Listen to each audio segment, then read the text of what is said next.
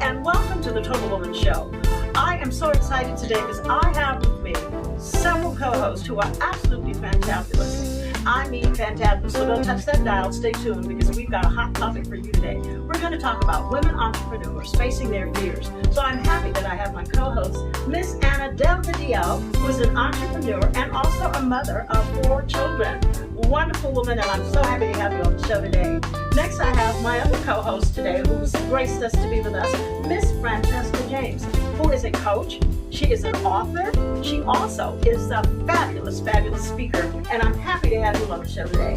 Thank you. And last but not least, and this is not the least, this is Miss Christine.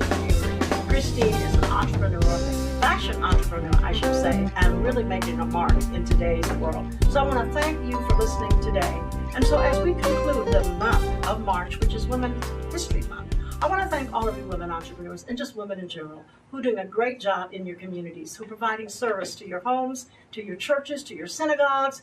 Wherever you are, keep doing the good work that you're doing because we are celebrating you this month. So thank you for tuning in to the Total Woman Show. So again, we've got this hot topic today, so I am excited. What kinds of things are women entrepreneurs facing today in particular?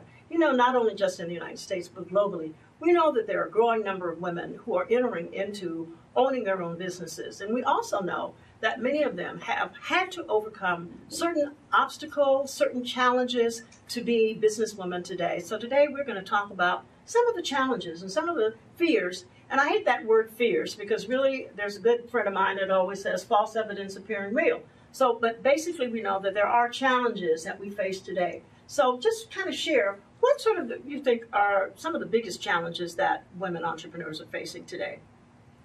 A challenge of mine is being stern and feeling comfortable with that. Wow. Feeling like you're able to actually reprimand or say what needs to be said or lead without overstepping a boundary or feeling, like regretful for doing it. So making sure that you are being a leader, a stern leader, an effective leader, but also in a way that is loving and caring. And it's the motherly part, the nurturing part that is innate inside of a woman that just wants to make sure that you are getting your point across, but also doing it in love and making sure that, it's receptive and being received the right way. That's scary sometimes because the job needs to be done. You're running a business. Things have to get done and said. And so how do you do that effectively without, So you're saying that basically one of your challenges is being stern. And what that means is providing oversight responsibility for people who are reporting to you, as I understand that. Right. And so trying to make that marriage of being loving, yet being able to be corrective or to provide corrective behavior when there's some things that go wrong. So what about you guys? I mean, what sort of things do you think that you're having to deal with in terms of challenges today? As far as me is growing a team, but also being the leader, setting the example for the team and, painting the way for them to be able to follow the steps. We have a system in place that allows them to duplicate. Okay. What about you, Francesca? For myself, because I'm coaching people, I sometimes have my fear is this idea that I don't know anything that anybody else doesn't know, that they already know this information. What do I have to say that somebody else has to say that doesn't already know until I get to recognize that they're listening and they actually are affected by the things that I have to say. And I think that connection is almost because of what woman has walked through in thinking that woman is not beneficial and has nothing to say. And there's some part of me that's taking that in and I didn't even realize it. So I have to get past that. Right. And that's interesting that you all come up with 3 sort of different sort of responses to that. And yet on the other hand, do you feel that as women entrepreneurs that we have to be stern, that we have to follow a set model or pattern in terms of running our own businesses? Because really, when you think about it, it's because you're passionate about running a business. And then, all the mechanics of actually jumping into the role of being an entrepreneur requires a lot of work. you got to have a business plan. You have to really talk about marketing. And in today's climate and environment, we're talking about social media, and we're talking about all kinds of factors. How do you build, a company? It's really challenging at best, and I admit that. So what sort of sparked you guys, all of you can answer this question, to even start your own business? What was the motivation to start your business? For me, growing up, and as a childhood, I grew up with poverty. Mm-hmm. So to me, it's more of an accomplishment, a challenge to know and believe that I'm going to have success in my family, and I'm going to change that pattern for my future generation.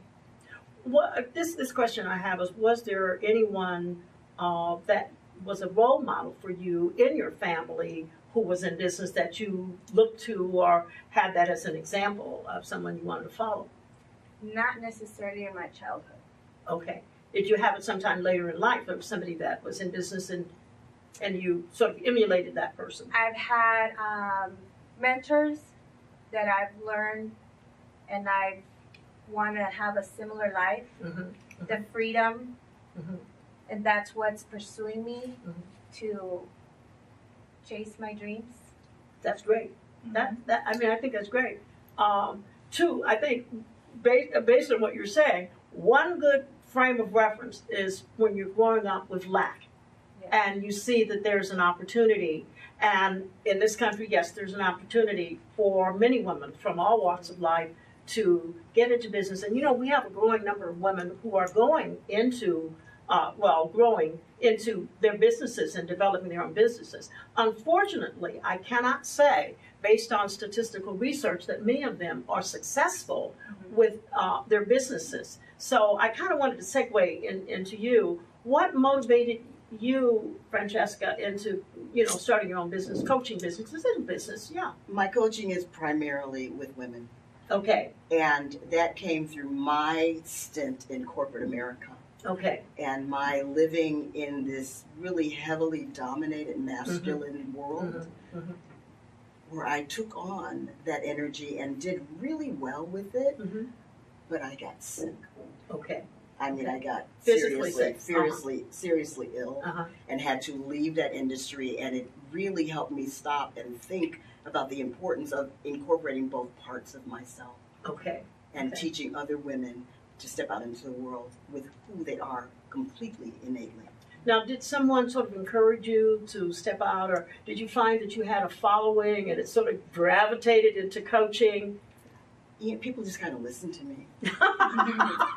Well, I'm listening. And sometimes I would wonder, people would tell me their stories. I'd just say, hey, how you doing? Have you ever been married or whatever? And their stories would just start to come out. Yeah. And that's really how it all began. I just am that kind of person, that people like to talk to. Well, that's interesting. And that certainly is a quality and a gift that you have. And obviously it's working into being a business for you. So I want to applaud you for doing that, because I know that you're helping millions of women, in particular, their lives. So, okay, my friend over here in fashion, what motivated you to go into fashion? I mean, you are a fashion plate. You look absolutely gorgeous. I like this that you have on. Thank you. Yes. Well, Dr. B, I could not fit into a box, so I created a box. Okay. I said, it is time for me to branch out and to be who I am, who I see myself as, and I felt very limited. I was working behind a desk, doing a desk job, and it did not fit my personality, and I knew that there was more for me. There had to be more for me. I could not get stuck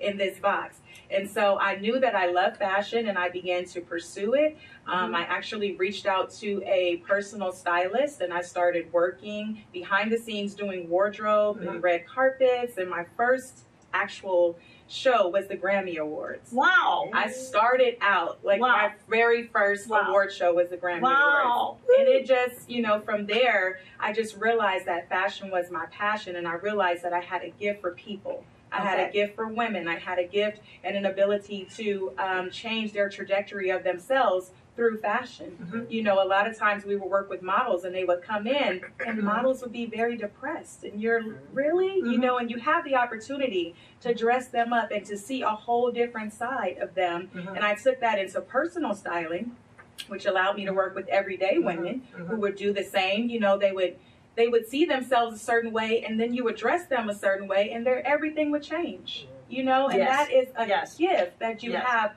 to give to the world. And I just took advantage of that gift, and I said, this is what I want to do forever. That's great. Forever. So, I mean, it just came like, this is what I want to do forever. Well, that is a commitment, and it's a lifelong commitment. And I want to applaud you for doing that. So what led you to the latest business that you're doing now? Affordable fashion through jewelry. I am a business owner. I started doing personal styling, and then I went into jewelry, fashion accessories, and I made them affordable. I was noticing that there's a lot of services that we offer as women, as people, as society that people cannot afford. And I was just, you know, what can they afford? And so I sell affordable fashion jewelry, and it has the same effect. I have people from all walks of life that are excited about being able to wear beautiful, fashionable pieces that make them feel great, and it changes them really from the outside in. Well, I'm gonna have to go get me some of that $5 jewelry. Yes. It's amazing. Yeah, it is amazing. Beautiful you know, pieces. one of the things that you all are talking about is providing a service, but also filling a need for people who need, you know, to look beautiful at low cost, and then fashion to come out and be beautiful. You're helping them get their minds together, their spirit and their souls together. And then here you are helping them as an entrepreneur. And one of the things, Anna, tell us a little bit about what you're doing, what your business really provides, because I know you're in health and wellness. So what does that mean for the viewer who's out there looking at us? So I'm in the weight loss coffee business. Woo! Weight loss. Yeah, wow, wow. And what we found out is it's more than weight loss. It brings healing and wellness as well. But we're changing lives one cup at a time. And we're bringing hope, inspiration to billions of people. And we're just out there. It's coffee. Everybody drinks coffee, tea, or water. You know, it's very simple. We've seen people, great testimonials from kids to adults. So it's not just for the adults. Well, you know, I'm so happy today that, Anna, you're on the show, because we're really, really launching you, because we got exciting news out there, because Anna is launching her own television show on the Transformation for Success channel. And I'm so excited to have you on. That is so exciting. And the thing that it's health and wellness, and I like the tagline, a cup changing lives. A cup changing lives. I kind of like that tagline. That's a great tagline. You may want to, I don't know if you coined that, but you may want to try to trademark that. That a cup changing lives. Was it a cup of coffee, or did you say just a cup? A cup. Changing lives. Changing lives with a cup. I like that. And Matt, changing lives with a cup. That's really wonderful. So tell us a little bit of what your show is going to be about. I'm intrigued, aren't you guys? Oh, wow. Yes. We're going to have successful entrepreneurs, people that had success with the products as well, share their testimonies. We are going to talk about how all this started, the Weight Loss Coffee Challenge. And now it's becoming a very successful through social media. Great.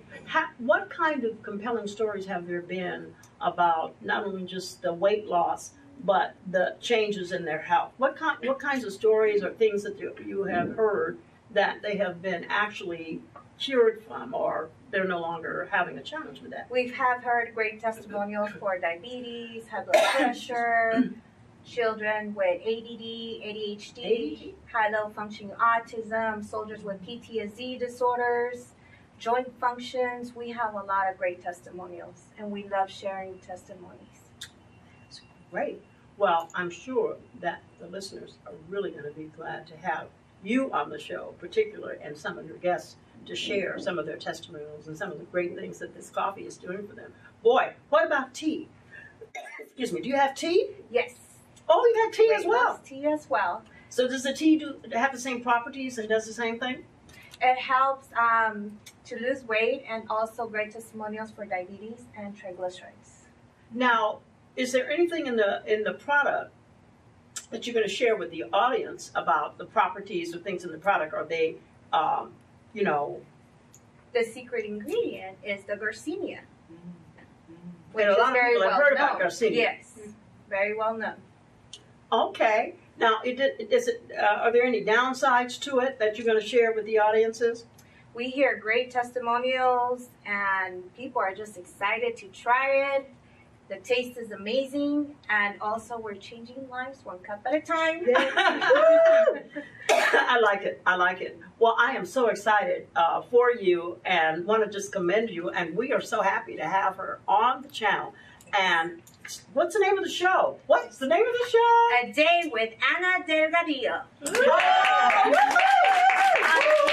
I love it. And so we're going to be welcoming other people on the channel who have their own shows, maybe. Hey. Maybe. So are there some things that, you know, I wanted to share, maybe more in terms of entrepreneurs, since we're talking about women entrepreneurs and sharing some of their fears. What do you think, from some of the people that you have talked with who are entrepreneurs, what are some of the things that they're talking about that are their challenges? I would say always having a team. Mm-hmm. You know, finding the right people to support your vision, explaining the vision, writing the vision, making it plain, making sure that you have people on board to bring that vision to life, that you're all on the same page so that you're able to function together, so that you're able to work as a team, because you cannot have conflicting, you know, mindsets working on the same team. So I just believe that's been a common, you know, opposition that we've had to get over, and I just feel that it's necessary in order to build a successful company. Is you have to have a team. Yeah, you do. You really do. You do. You know, Francesca, you know, and thank you for sharing that. While I was listening to her talk about some of the challenges that other entrepreneurs may have shared, I was wondering how many people that may come to you as a coaching client that are thinking about going into business, and being that you can give them some advice. What would you say to someone out there who's listening saying, you know, I'm thinking about, you know, launching my own business? What would you say to them? Oftentimes they're in such fear about it. They have this idea and they don't know what to do. I always tell them, see the big picture. Be excited about the big picture, and then bring it back to what's the step in front of you. Because if you just look at the step in front of you, it's not so fearful. That step in front of you is usually easy to take, and it informs the next step and the next step and the next step. So be excited about the big picture, but then take your eyes off of it and look at what's to do right now. Right. Well, you know, this is interesting, and I'll share, you know, a little personal story about myself, is that when I started my own business, it was really, I was in education for 37 years and re-careered. And I'd always had a desire to empower women, to do something with women. I just want to do something. And so actually, I started my own business with $5,000 in a dream. I launched this big effort, got all these announcement flyers out, booked a major 5-star hotel, and had no one to invite. And so when you talk about having a big vision, a big picture, and then there I was, this is what I want to do, and you know, through our creator, I had 35 women show up at that hotel that I had booked just on blind faith. So I share that, and that of course launched my business, which was personal life growth development for women, and I did that for 12 years. So the thing that I'm saying for those of you listeners out there, that if you are having fear about it, which is false evidence appearing real, confront your fears and realize, as she has said, and we have 2 entrepreneurs here who are very successful, who are saying they had fears, but they met them head on, had a vision, and I have a passion about it, because I think a lot of it too is passion.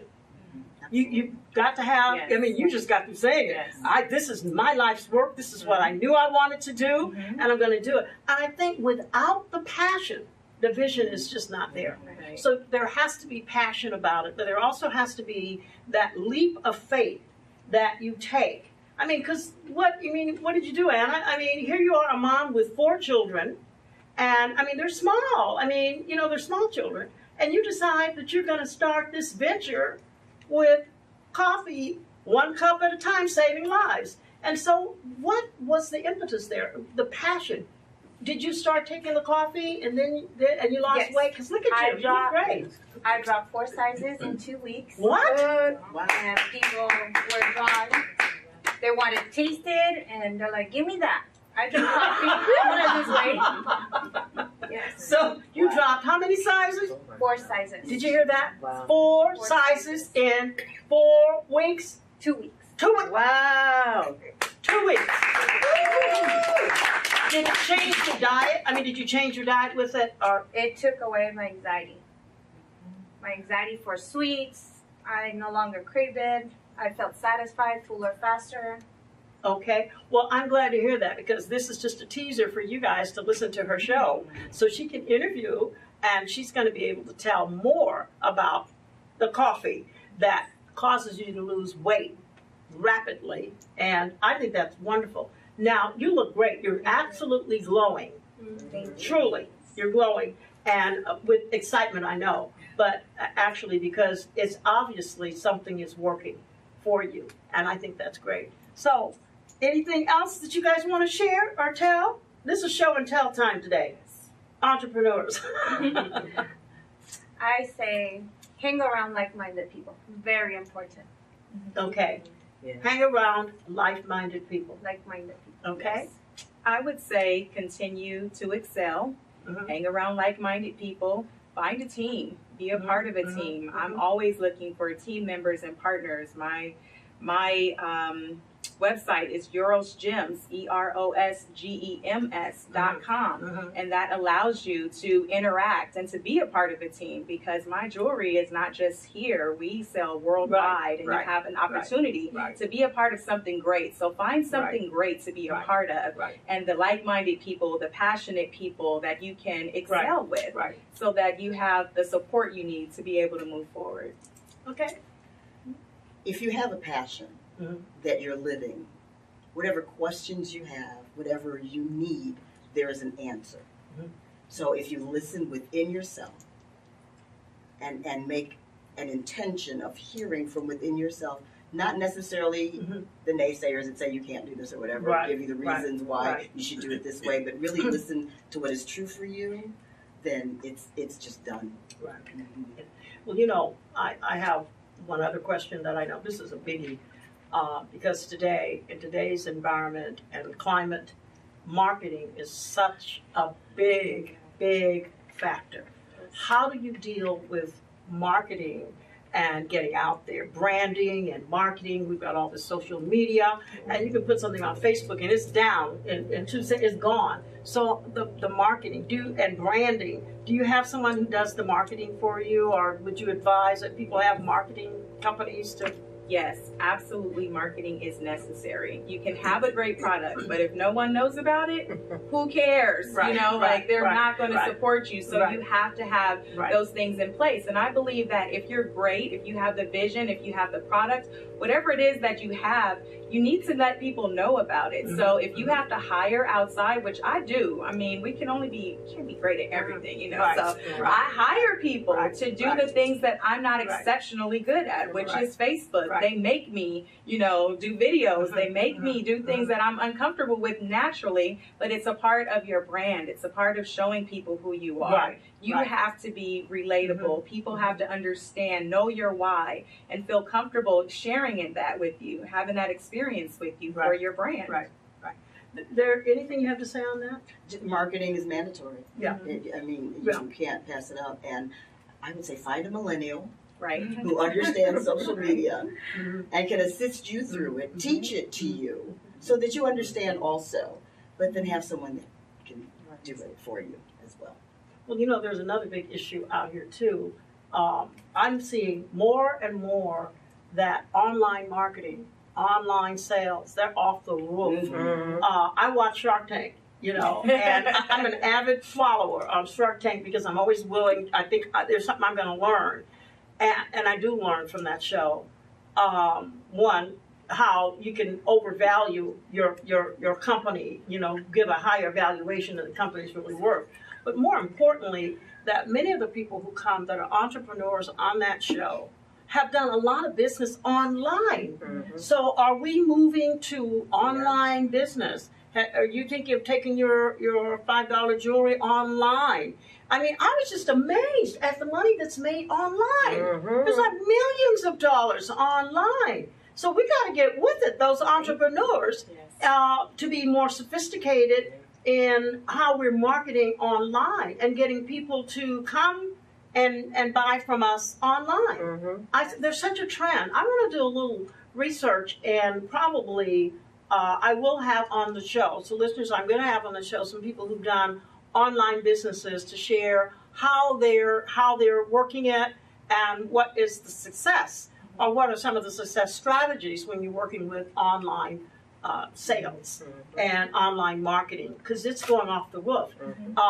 There are stores that are actually here in America that are going out of business. Toys R Us is out of business. Sears is gearing down. There are a number of companies, because people aren't going out to these malls and shopping. They're shopping online. It's now Christmas shopping. It's online. So it's like we're going to have to take all of our stuff online. I'm sure you're online, and you will talk about that on your show, how that works. But maybe we'll be doing coaching. A lot of coaching online. Well, there is. Yeah, there's more and more online. So we are actually moving into a new industry.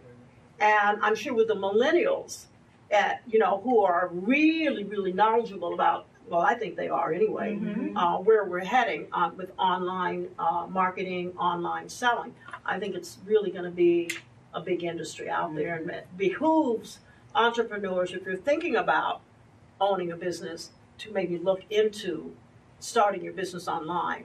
So those are the words I have for the wise.